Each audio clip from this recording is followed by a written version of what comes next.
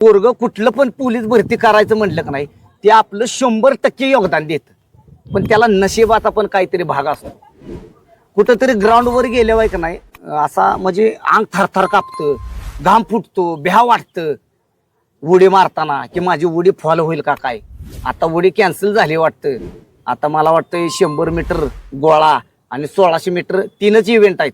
पण आमच्या वेळेत लॉंग जंप होती, तिथं अशी बॉर्डर आखलेली असायची. पळत याचं त्या बॉर्डरवर पाय जरी पडला की उडी फॉल. म्हणजे एका सेकंदात होत्याचं नव्हतं होतं. ही एवढं वर्षभर प्रॅक्टिस केलेलं असतं, स्ट्रगल केलेलं असतं, ती सगळं माती मोल होतं.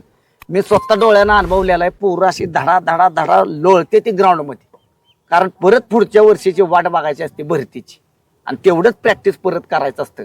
आणि अशा पोरांना काय होतं, तिंगल टवाळ्या करणारी चौकात बसलेली असते ती. मग एखादं पोरग येतं असं की त्याला विचारणार अरे काय झालं, अरे फेल झालाच होय, बर बर अरे जरा ताकदीनं पळ की.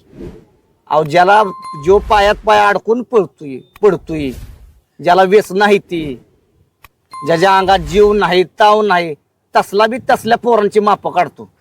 मग त्यांना ही नव्हतो, अरे तू काय पळतोय म्हणणार, मी असा पळत होतो चान चान चान 100 मीटर म्हणणार असं 20-10 सेकंदात मी पळेन. ही अशी टिंगल टवाळ्या करणारी पोरांना मापलत असते ती.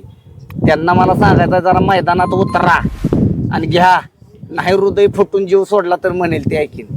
अहो तेवढं केलेलं आहे पोरांनी, स्ट्रगल केलेला आहे, तेवढी पळालेली असते ती.